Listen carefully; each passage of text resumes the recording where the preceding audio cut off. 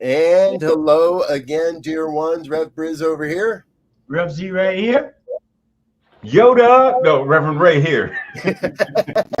We'll put Yoda up here in the corner for a minute. Howdy, Yoda. Good to see you. This is New Thought Today, folks, on the New Thought Media Network. If you're watching live, welcome. If you're watching it another time, hey, please feel free to chat along and chime along as well. Your input is just as valuable. We'll see it at that later time and be sure to respond. Unless, of course, you're watching this on some lost cloud account or you just found a hard drive in 30, 40 years from now, in which case, yeah, we won't answer. But good to be with you, folks.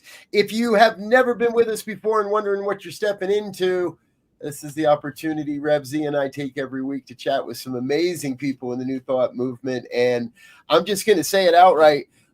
If you've got a seatbelt, go ahead and buckle up. We were having a pretty good conversation in our warm-up backstage. And you can catch back episodes with Rev Ray with us. Not your first time go around with us. So they're always a fiery and good time. And yeah, we always groove on it. So welcome aboard, sir. How have you been? Doing pretty good. All things considered going on in this galaxy right about now. And yourself? I'm going to be straight up, man. I want to wait until I know you're on vacation and slip into your closet and borrow some of those outfits you got. There's another one you got on today, and you come home from vacation, and I'll have a new wardrobe. Yeah, I'll leave your posters. I promise. I'll leave your posters, but your wardrobe. If you ever need an idea for a big fundraiser, I think you might have one there. All right. There you go. I got some dental bills that'll help with.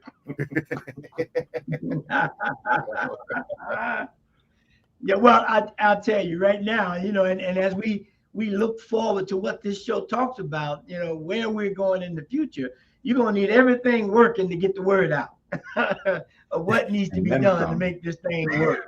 So yeah. Yes. Right. Oh, I love it. Well, folks, we had Reverend Raymont on today a little while back, and it all kinds of floats into something that's actually going to happen tomorrow. And that's where I'd like to kick off our conversation today and give you a little bit. If you haven't heard yet, we're doing a one-time special event tomorrow evening, and it's all based on something.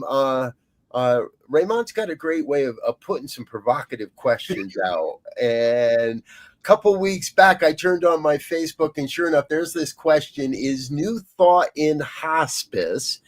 Is New Thought relevant and effective regarding real evolution and manifesting of the prophetic vision? And I thought, wow, that is a provocative question. And so did a number of our friends, including Reverend Dr. David Alexander, Reverend Cindy Grimes, Reverend Casey Taylor, all started chiming in.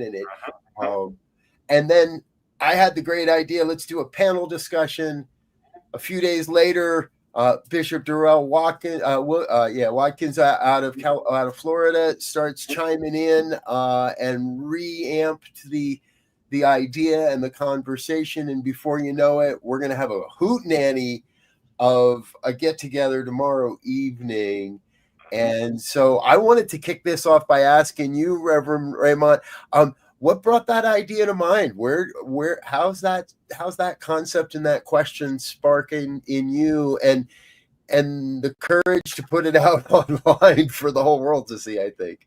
So the short answer is Tuesday night, the evening before I posted it, a friend who, I'm not sure what Unity she attends, but someone who attends Unity reached out to me, and we have conversations every now and then about all kinds of stuff. And through the conversation, some of those questions started to come up. And while we were chatting, someone called her and she said, oh, you know what? Hey, Reverend Ray, would it be all right if they could join in? Like, could we do a Zoom real quick? So it ended up being 5 of us having a conversation, 2 people who are in Unity, 1 who used to go to Agape, and then 1 who sort of like flits around all kinds of places.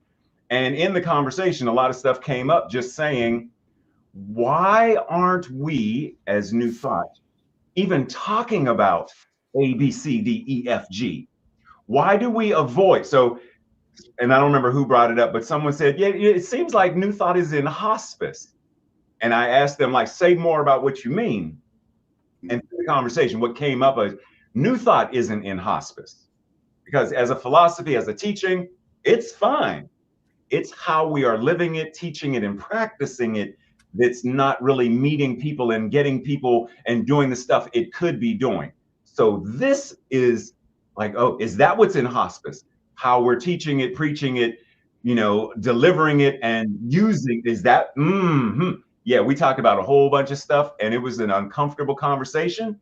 And I find that it is very useful to be an open book and share on social media. This is what's going on with me. You know, 2 years ago, the whole prostate cancer thing, I'm like, I'm sharing because I want people to understand I go through the same things you go through.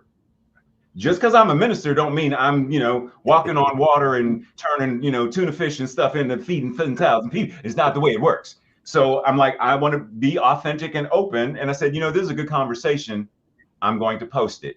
And once I did, the floodgates opened. Yes, exactly. I think I probably could have lined up 15 or 20 people to be on that panel discussion. Easily, yeah. We let Darrell slip in at the end there just because, you know. Yeah. Well, you know, I love that introduction, if you will, because it, in my mind, it encapsulates what we talked about in the green room that we can't talk about because it just takes too long to unpack it. But I think you put it in a nice framework of this idea of this system, this philosophy, this ideology, religion, if you will, is the embodied living experience for it to work. And because life is a holistic entity, there is no way to continue to separate, right? You can start, you know, you can live with one kidney. There's a lot of things you can do when you have them in pairs of a system as a backup. But when we can't live this teaching so that we can ride the ups and downs, the yin and yang, the ebb and flow, we use all these flowery terms, but we don't live them. And I think this thing about being in hospice is about living or making the decision to do something else. Right. And I'm complete with that. And thank you for that. And one of the things that came up in the conversation was basically this idea of there are a lot of people who appear to be using New Thought as a spiritual opioid. They're using it just so they feel good, not so they do good. And I was like, wait. Let's really unpack that. And a lot of people, for real, won't address any of the systemic ills or diseases, even though, well, within CSL, you know, what is our fifth we believe statement? We believe the ultimate goal of life to be a complete emancipation from all discord of every nature. Well, if we're being emancipated from discord, shouldn't we be talking about the discord so that we know what it means to be emancipated from it? But we ain't even going to talk about it. So we're going to just tiptoe around the campfire, sing Kumbaya, and pretend that everything's okay. It's just not the way it works. Well, you know, it's a phrase that that Christians use a lot, in that if you ain't gonna be about Jesus, I mean, they say it in 1,000 different ways. But the essence of it is, if you ain't going to be about Jesus, a master teacher, now some of them may not even know what they're saying, then I don't know what to tell you. Because here's a person who lived a complete life. If you, however you want to take the extraordinary things of life, I'll leave that to each individual to do their research and come up with a conclusion. However, when you look at the life, the lived experience of Jesus, he covered every base. And that's real quick, we should be doing. I know Robert's getting ready to say something, but real quick, is it not interesting that for a lot of people, Jesus is a mascot versus, and Dr. Holmes is a mascot versus. I love it. Saying. That's I think that's one of the biggest questions we start to face, and you said it in a way, Raymont, that I really resonate with, in that we have to. It's not just the feel good, make me look good piece of this. Okay, I got to get, you got to get healthy first. You got to get your stuff together first. If your stuff ain't in order, you're not doing anybody any good. But the natural evolution of this philosophy has to lead to that greater sense of, how do we serve the liberation of all? How do we, and there's been so much debate in 12 years around the statement of creating a world that works for everyone. And now we tap on in all life because we recognize it was not fully complete. And now we're waking up to the fact that Sharif Abdullah is where we got it all from. And I think he said it better to begin with in the first place, but that's okay. And we're coming around to that place, I think, where more and more people recognize the both and of doing our work in consciousness, but it cannot end there. And when we put on Ernest Holmes as earrings and dressing for what isn't working, and I saw this happen recently on Facebook, not just in New Thought either, but say anything critical of anybody, and suddenly you're not a good Christian, and suddenly you're, I thought you were a minister. You can't talk bad about somebody. You can't critique somebody. You can't call out a racist when you see one, because you're a minister and you're supposed to see the oneness and the allness of everything. And it becomes tough water for a lot of people to navigate. We're seeing the difference between the mature and the immature expressions of this philosophy, I believe. Without a doubt.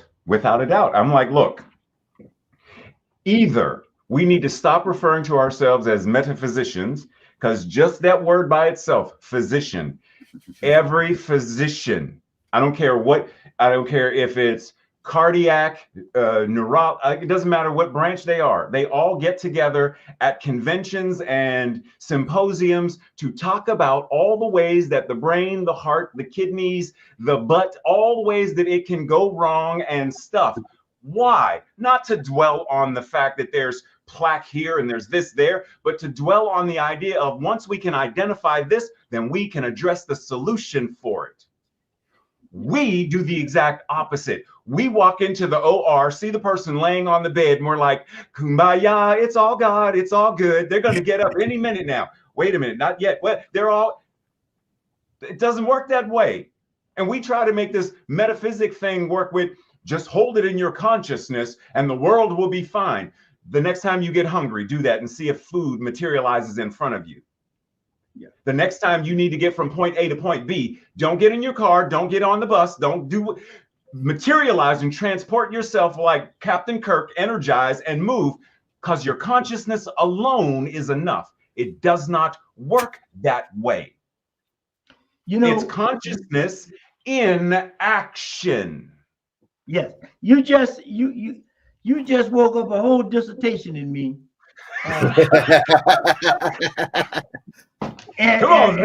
Well, you are the only one without a doctor in the room, so yeah, let's go. We need this. Somebody hit the transcription button before he goes. Because the challenge that I look at, when we look at metaphysics, right? What you say we teach, metaphysics comes out of the universal system of mystery, the mystery systems. No matter, forget where they started or who was first, the essence of it is the same. We can make a history for any of that. But when you look at metaphysics, you're talking about studying the mysteries of the universe.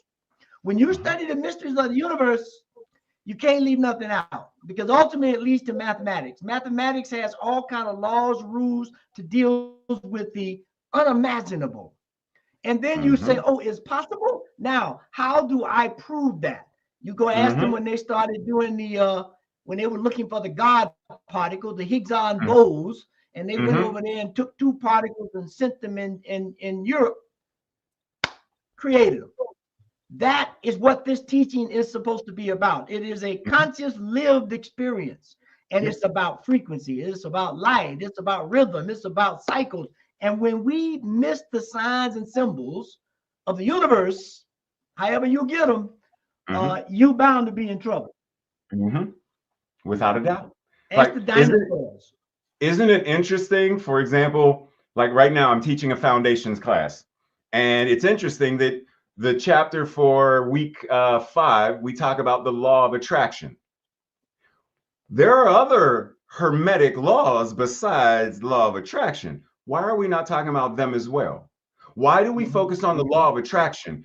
Oh, because we are a philosophy and a teaching about get, more, green lights, parking spaces, princes and princesses, I want, versus how do I use this to be a beneficial presence in the world? How do I use this to be the new thought good Samaritan and help change and transform? How do I do that versus, oh, you know what? I'm good. I got my enlightenment. I got my food. I got my 40 acres and a mule. I got my stuff. You don't, oh, you're hungry? What's wrong? What's in your consciousness? Oh, you don't have? What's in your consciousness? Versus, no, there is only one mind, and that mind is God, and that mind is all of us. So if it's in anyone's consciousness, it's in ours as well. Right. How are we addressing this so that everybody is lifted and elevated? None of us are free until all of us are free. Yeah. And you know, here's a shortcoming, if you will, of how this is being taught. And you brought up the excellent point about other hermetic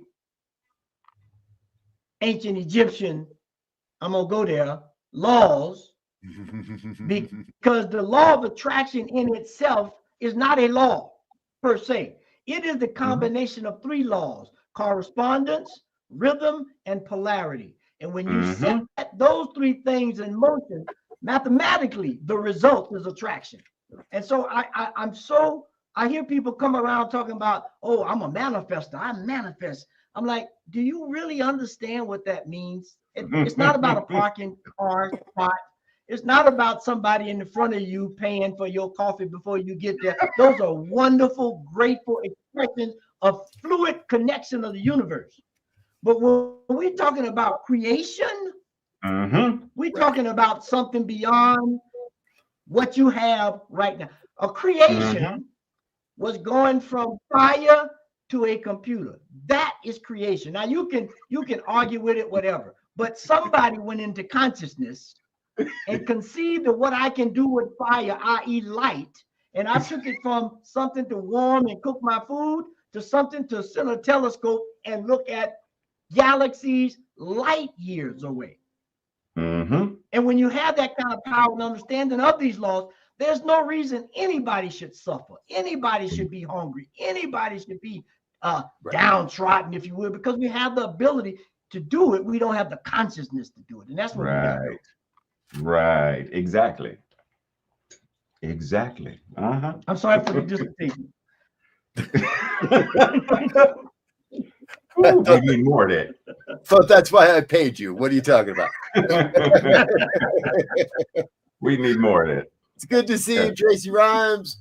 I know you're here to see the brother Raymont specifically. It's great to tune in with us today. And it's what this show is about. Truly, is breaking it down, breaking down the differences. Because again, as I listen to you, Sharon Z, I hear this my same kind of drum point. We're looking at the difference between an immature understanding and application of these principles and the laws and a more mature, deeper, and right. You can understand this stuff pretty quickly and pretty easily, but practicing it 24/7, making it a lifestyle, making it the truth of who you are, and being okay with yourself when you slip, but making it who you are is a much longer road and a much different process.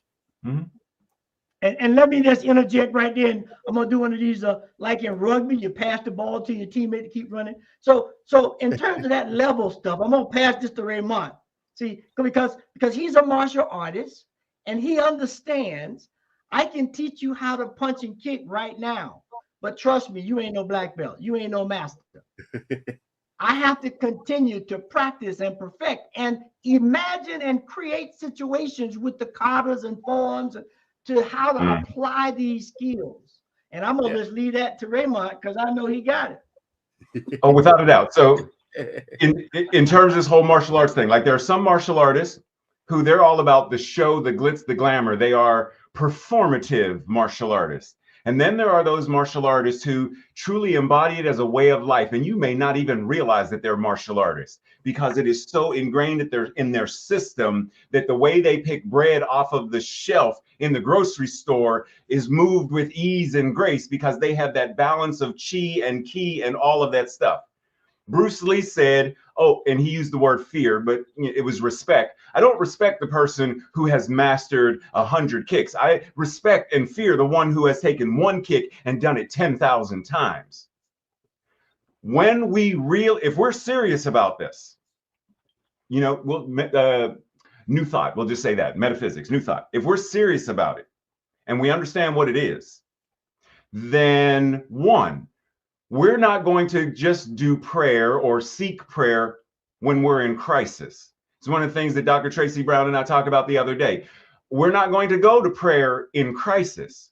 We're going to go to prayer to such a degree that we are always in prayer, that the way we live our life is our amen. But that happens when I'm not seeking new thought as a magic opioid of consciousness. Oh, I just lost my job. Reverend Robert, can you pray with me? Okay, cool. Yes. But what about once you get the job, let's go back into prayer that the job unfolds and you become the CEO and when things are good, let's pray. Right. We don't do this as a way of life. Right. We do it as a way of, let me show you how enlightened I am, and let me show you how great I can sing this song on Sunday, and let me show you how great I tithe to my community. But when it comes down to it, and I understand that one, I am not my brother's keeper, I am not my sister's keeper, I am not my transgender, non-gender conforming, non-binary siblings' keeper. I am them and they are me. When I understand that, it changes everything about how I move throughout this thing called life. Yeah.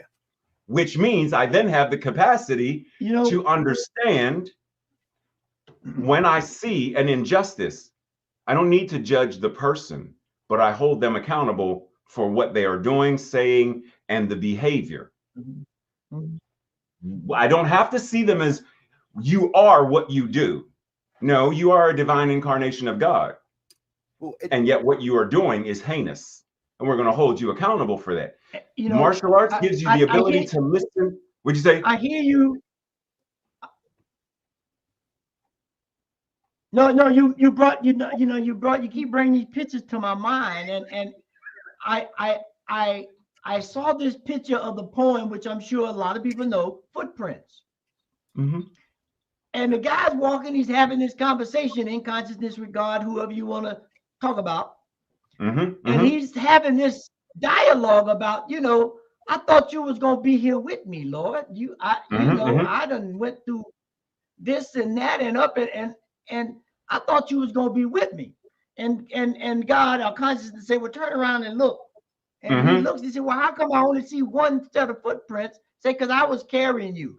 That says to me that when you are fully engaged in life, through the ups and the downs, the goods and the bads, the Lord is carrying you.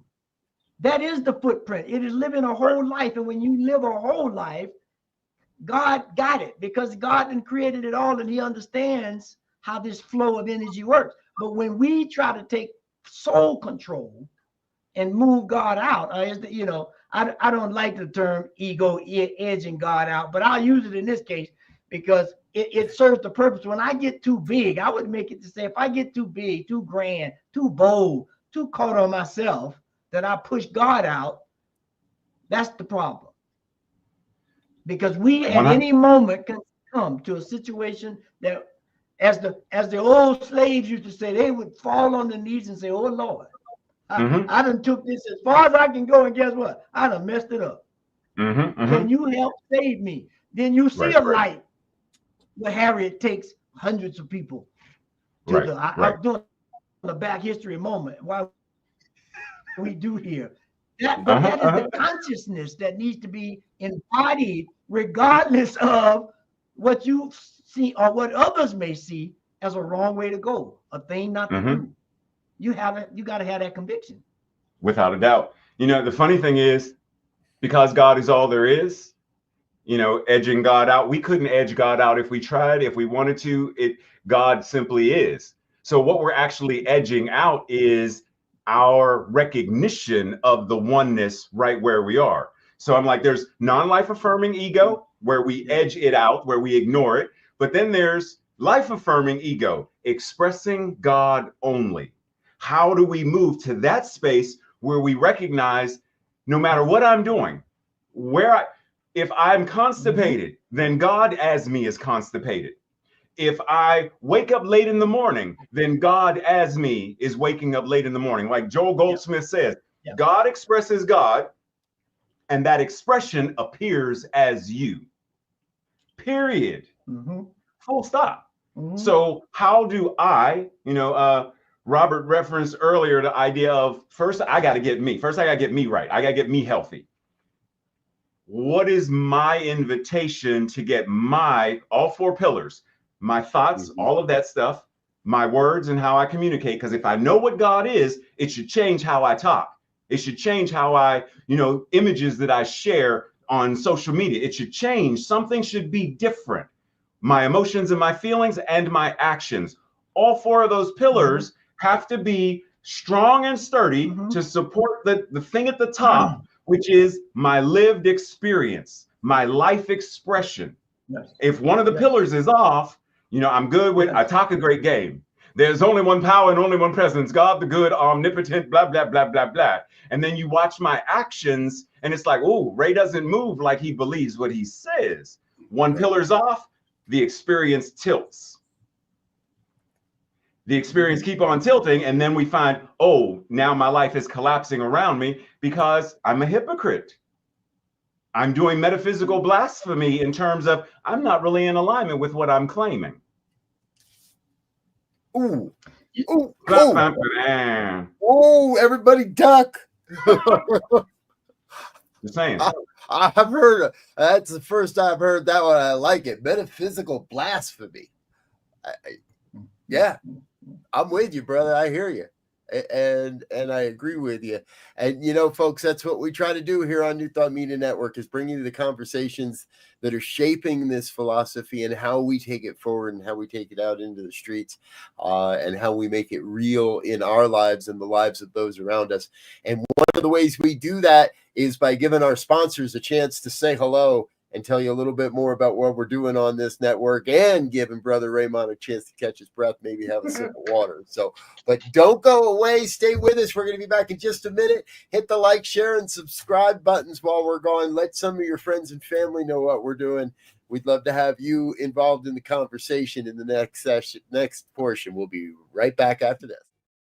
And we're back with more of the New Thought today on the New Thought Media Network. Thanks for being with us, folks. And before we jump into my next question, I just want to remind everybody about tomorrow night. Reverend Raymont's going to be with us again, and along with a number of other luminaries and folks throughout the New Thought movement. Is New Thought in Hospice. And here's my question. So there's that sub question. Is New Thought real and relevant and effective in today? And here's the deeper question that has come to me. We are seeing an attempt to whitewash, to eliminate, to turn a blind eye, to eliminate the celebration of Black History Month and other groups overall, and to erase the existence of said groups. regardless of whether it's our LGBTQ or trans friends, or whatever it is. As New Thought, as metaphysicians, as religious scientists, as just good people in the world, as spiritual folk that believe in a better way, how do we use these principles to affect change in this environment? That's for me. Yeah. So, like, you're the guest. They hear us talk about it all the time.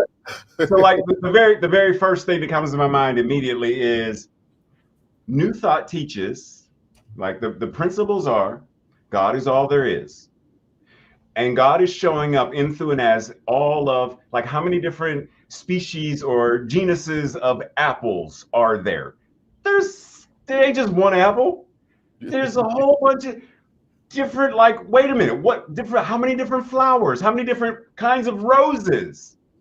We can identify God showing up as all of this great, beautiful grandeur there. But when it comes to people, we got this thing like, well, should we really be, according to the teaching, our invitation is to teach it and preach it and share it and do whatever it is we can do to tell people in our centers, our congregations, and our communities, this is what God is. Inclusion is a divine mandate that says if we understand what God is, and all of this is included in, there is only one life, and that life is God, then we have to include. Now then pause. Why are they trying to exclude? What is the consciousness of that? And when we can identify the consciousness of that, same as anything. What causes the flu? We identify it. This is the cure. What cancer? This is the treatment. The surgery. This is the, whatever it is, we could do the exact same thing. And that's our invitation. Identify, what does it mean to deny DEI? Diversity, which God is, equity, which is a divine principle, and inclusion. Well, God is, you can't exclude in God. So our invitation is to say, how do we promote DEI 4.0 to the degree where someone walks into any of our communities, centers, churches, whatever we get, there is no doubt and no question where we stand in terms of Black Lives Matter, Trans Lives Matter, all of the alphabet, LG, all of it. Right. We support, we promote, and we encourage the education of, the healing regarding someone's biases and all of that. We address all of that rather than standing in the background like, well, we don't want to make people mad because then they'll, we've got some of those folks in our community. And if we say something about that, they'll take their dollars and they'll leave. So we got to play it safe. Playing it safe is not a divine principle when you understand that God is all there is. Dr. Holmes said, do not be confused, Ray's paraphrase. Do not be confused and think that there are two. There is only one, and that one is God. And so whatever is true of that life, God, is true of your life, because there is only one life. When we understand that, we can't sit back and play, I don't want to, we have to get involved in the conflict. If this was right now, civil rights movement, the time of the 60s was right now, how many of us would be out there with Dr. King? If this was the Vietnam, how many of us would be out there protesting the Vietnamese War? How many of us would be vocal to say war of any kind is against the divine principle of love and compassion? And as a minister of this, I have to speak out against that. Both sides. There's not one good side and one. This ain't the Super Bowl where I got my favorite team and both sides of war are invited to understand there is a better way of operating. Racism, homomisia, transmisia, all of that stuff is an invitation for us to get into the operating room of consciousness and address the dis-ease and illness that creates that, rather than shying away and playing small. No, it's my dissertation. Go get it. I was gonna say you better get it. He opened You up. gotta get it because he sure opened one up. Good Lord. Oh, you open one up. I'm on the phone to the archives right now. Like, go seriously, get it. Go get it. Because look, no, here's the deal. I'll give you the dissertation. I'll take the theses. Go with the dissertation right now. All right. You bring. So, how has New Thought responded in the past? We don't teach that in our ministerial education. We don't teach that anywhere that I know of. How exactly, like, who were the voices of the time of Vietnam, and how did the New Thought movement respond to the civil rights issues of the time? And we have some small little anecdotal stuff, right? Ernest didn't like that whichever church it was listed as a black church, and called the magazine editor and said, don't ever let me see that again. And so we know there was a consciousness of inclusion, at least within Ernest, but we do know that there was also a consciousness of division or exclusion, specifically regarding color, at some point in the history of at least the religious science side of it. Right. I don't want to lay that on CSL. They carry enough right. baggage for their history. They don't need that too. Right. They're trying pretty hard to heal some of that stuff. Right. But we don't have. I'm sure it's there. I just have never been exposed to it. I'm gonna stop you right there because I've raised this question when I was on the ministers listserv many times, and eventually I raised it at one point where Dr. Jesse Jennings was like, "Ooh, that's a good question." And so he and I conversed about it, and he said he went back to as early as he could and went through all of the magazines. This man did some due diligence. And he said, if I recall, he found one reference to a unity minister who made a comment or said something regarding civil rights. There was nothing else. That's if in fact that is accurate, that is extremely disheartening to realize that we were silent. So let's go back, right? What about World War II? What were we? Who were the voices in New Thought, Unity, Science of Mind, Divine Science? All these things were in play at that time. What were the leading or even the trailing voices? What were the secondary, tertiary voices of the time saying in regards to those events as well? I mean, we have some. I think we have a fair enough intuitive perspective that, again, nobody's seen this. So we haven't done this yet. We haven't truly been a voice for civil rights. We haven't truly been a voice for equity and complete inclusion. We've been a pretty good voice for, we're all one within the diversity, but have we really let that get to our feet and burn some rubber on the road, as it were, in that regard?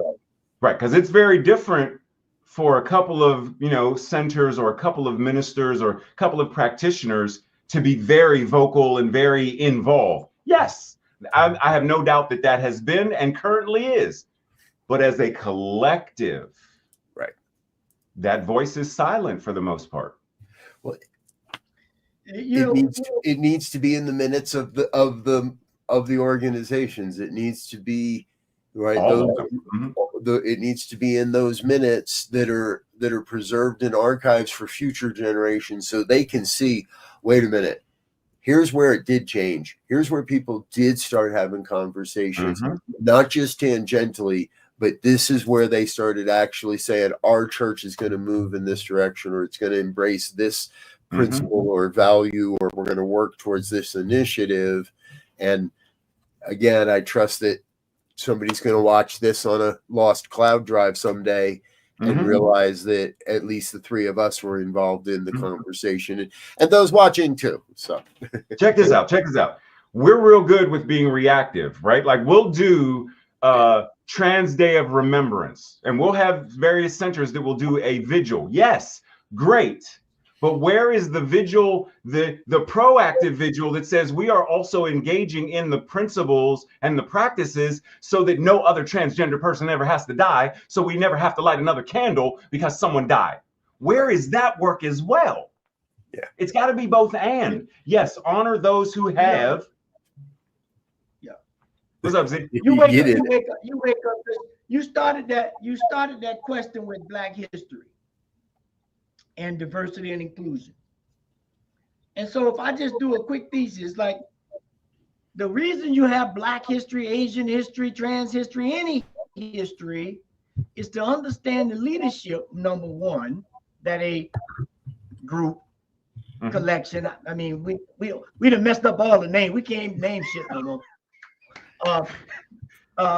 But when you look at that, one of the examples that always inspired me for Black history, back to the point, is what my grandmother and grandfather, that old time religion, right? Them old Black churches, and being from the South, I know about some old Black churches in the woods where church may go, and I say church may go on for 5 hours straight. Yep. And as the song says, I ain't no way tired. I ain't no way tired, as the poem says. And so all that to say, when you begin to work for God's cause of human rights, of dealing with people, it's a whole soul thing. You got to put everything in it. It's like, one of our fellow ministers, Les Brown, says, if you want to understand the difference between commitment and being involved, says next time you sit down to a bacon and egg breakfast, the chicken was involved, but the pig was committed. He had to give it all up. And that's what when we talking about being servants of the Lord, that's what we talking about. And ain't nobody too much, self-included. I got some spots to work on. I don't want to give up my comfortable warm house here in Denver when it's 3 degrees outside. Yeah. But we got to be honest about that, and then allow that to motivate us to do something about that feeling. Yes. To create a different vibration so I can do what I can, whatever it is. But you know, it's a lived experience. This stuff is lived. Yes. And you can't tell nobody how to live it. You got to do it. Right.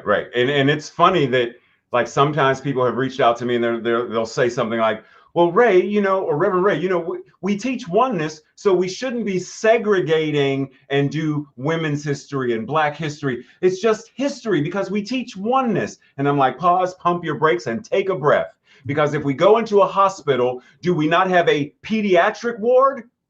We don't treat all patients the exact same because we know that certain patients have certain needs, and we address the needs of the people based upon their needs. Why do we not do the same thing with metaphysics and New Thought? Which means we understand that the voices of Black people, people of color, has not been predominantly taught or even focused in any way, shape, or form that identifies the value and the worth of these human beings. And so we use this month, when we actually know that Black history is a 24/7, 365-day thing, we highlight this month to say, look at these voices, listen to these people, see their faces, learn their stories. Now do the same thing for women's history. Hear their voices, listen to their stories, see their faces, and be changed by it. That's what this teaching should be offering. It goes back to that point you made earlier, where you said there's cardiologists and there's, respiratoriologists. So I'm making them up as I go. But there is a doctor for every organ in your body. Exactly. Right? There was, and as you said, they study that thing. So when that thing gets out of sync with everything else and starts projecting the demise of it all. I mean, the death of it all. Let me be real clear about what we're talking about. Then you want that doctor who's been studying the heart and only the heart to come in and fix it. I don't want nobody who knows how to mend my broken wrist to start fooling around with my heart. Right. But I still need my arm. I still need the bones to carry the heart. So it's a holistic approach. And until we make this a holistic lived experience, and that's what we do when we indicate the different parts of history, we let people know, yes, we're all one, but this heart needs to work. These bones need to work. This respiratory system needs to work. Or guess what? Alzia vein, you out of here. Bye. Good day. Exactly. Exactly. I don't see how anyone could claim to be a student or a practitioner or of oneness and not come to study, and study maybe is the wrong word, but let's go to more of that interspiritual concept of I've got to live the best I can or as close as I can to your lived experience. I need to have an experience to the best of my ability of what you have lived through and what you have experienced for me to understand the oneness more fully and more in a more complete way. I can only experience the oneness with that which I have come to know, which I can touch, which I have, right? I have an experience of flying in an airplane, but I do not have the experience of flying the airplane. And if I want to really know oneness, I need to get to know a pilot. I need to get to know somebody who can teach me how to do heart surgery or whatever it may be. And or go on PBS and read watch a documentary about aeronautics or something. Right. Something, yeah.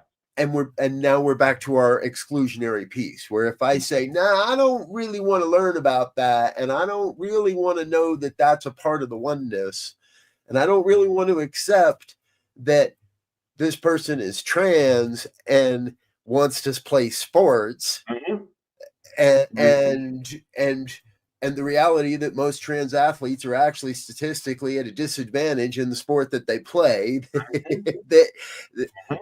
I can't fully know oneness. So I'm not truly a student of oneness at that point, because if it's come to me, it's mine to do, it's mine to learn, it's mine to experience. If it doesn't come to me, then it's not mine. I don't have to go searching out to try to have I don't need to know what it's like to be a heroin addict. Right.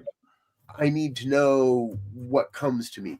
So anyway, end of rant. There we go. Punt. And dissertation complete. Yeah, that was a good one though, because I look at, we were talking about is New Thought in hospice. I want to explore the idea of New Thought being an ER trauma room. When someone comes to the hospital and they're in the trauma ward, there's somebody there from the major systems to support that life. They give them a record. We need a heart guy, we need a muscle guy, we need a bone guy, whatever.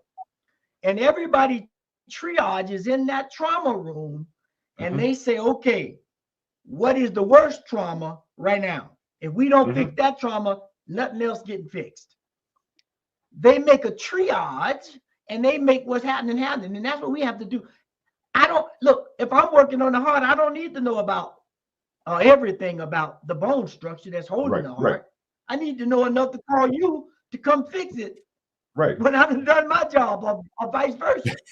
That's oneness. That's community. That's working together. That's understanding the holisticness of life. If you heard me say it once or twice, this is a scientific light field vibrational universe. And if you can't get with it, it's time to start, doing some more reading, because the light is manifested and getting some experience, because that's what it is. Right. Exactly. It's funny that go ahead. Because here's what is. We're going to run out of time if we don't hurry through this. So we're going to go to a quick break and say thank you to our organizational sponsors and individual donors.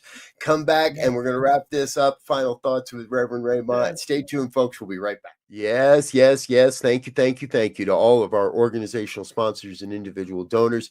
It's folks like you that help us to take this message out into the world and share the New Thought ideals, practices, and principles globally. Thanks for being a part of the organization. All right. So, Dr. Raymont, do you remember where you were? Oh, yeah, yes. So my final thoughts are, and this is based on what Rev Z said, and this idea of oneness. So where I am right now, I work to practice what I call Science of Mind and Spirit 4.0. And so there's this idea of, for us to be relevant, recognize that there are going to be some people who come to our churches and centers who need help. They're in triage. How do we meet their needs? Some people want to learn. They're the forever students. How do we meet their needs? Some people are going to come because they just want the celebration and the music. How do we meet their needs? The potluck. How do we meet their needs?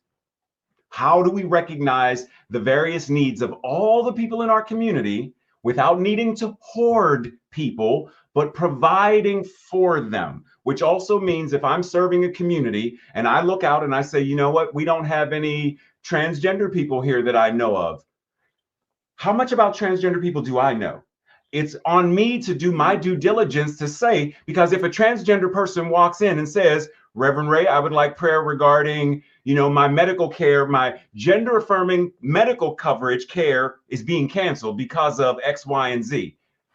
I don't know what that means because I haven't done my due diligence. But if I have, then I know where they're coming from. I know what they're afraid of. I know their needs, which means I am better able to serve in the role of minister. In order for us to really create a world that works for all, we have to get to know people. We have to know ourselves. We have to connect. We have to understand what oneness really is in practice and then live it. Yeah.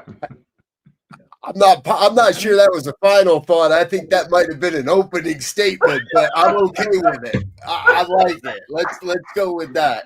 That's gonna look real good when we cut that down on a reel somewhere. Yeah. Thank you, sir. Thank you. Z.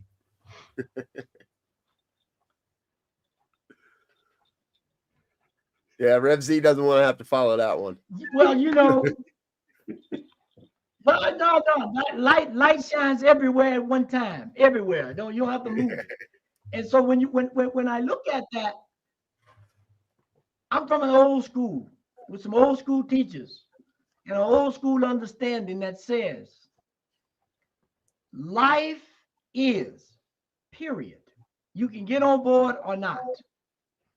And when we begin to segment life so much, and we begin to not honor the oneness of it all by looking at who and what we are, just think about, we came from an idea in our parents' head, knowingly or unknowingly, and you are sitting there now. Life is that. That is what life is. You have a thought. All is mental. That is the first principle. And then you move through life activating that consciousness. All is right. All the work out. But you got to really commit. You can't be involved. Mm-hmm. You got to commit. Mm-hmm. Yep. As we've been sharing today in this experience, I've been reminded of, I think it was when Matrix 3 was released. And some people, and there's always the trailers, right? There's always the leak, and there's always the rumor of what the story's going to be. Mm-hmm. And there's some people that pay attention to that stuff and hang on every word. And there's some people that are like, nope, I want to go see the movie. Right. But regardless of what side of the fence you're on with that, you walk into the movie, and it really is rarely what you anticipated. And it's often not what you wanted. Mm-hmm. Mm-hmm. To me, I think that's part of a great multi, a franchise movie, that it's not what you think it's going to be, and it's not what you wanted, mm-hmm. but it advances the story. Mm-hmm. Mm-hmm. And we are experiencing that right now as the reality of our world. Yeah. We're going through a story that we were excited to experience, but because we've been saying it forever, we're the ones we've been waiting for, right? We've been saying forever that systems are going to have to change, and there are systems that are going to have to go away in order for new systems to come on board. But those of us that watch the sneak preview aren't as surprised that the story isn't what we thought it was going to be as those that didn't pay attention to the trailers and mm-hmm. shocked out of their minds right now. Mm-hmm. And I think as metaphysicians, this analogy of triage for who we are as a people right now is more important than ever. And we're gonna take care of those that are in crisis and need it the most. And we're gonna do the long-term work of staying in the story, continuing the story. There will always be another chapter. Mm-hmm. Mm-hmm. Even if the title of the franchise gets changed. Amen. And that's not a spoiler about the upcoming Matrix 15 movie. Oh, man. As far as I know, they've got like through Matrix 15 before they change the franchise name. No comment. Okay, yes. I figured you had the inside tea on all that, dude. So maybe I do. Maybe I do. Reverend Dr. Raymont, thank you so much for being with us. Always great to be with you both. I would ask you if you'll come back, but I know you'll say yes. And it is. And you're kind of contractually obligated to be here tomorrow. So we want everybody to remember, tune back in tomorrow night with us as we take an even deeper dive into Is New Thought in Hospice. Reverend Dr. Raymont Anderson, Bishop Durrell Watkins, Reverend Cindy Grimes, Reverend Dr. David Alexander, and Reverend Casey Taylor. And I don't know how I'm going to keep you all on track, but I might get in a word in edgewise there. We'll see. Siri, send Reverend Robert a memo on how to herd cats. Gotta love it. All right, folks, we're about out of here for now. Thanks for being with us. Please tune in again next time. Until then, we wish you a great big peace and richest blessings. Bye now.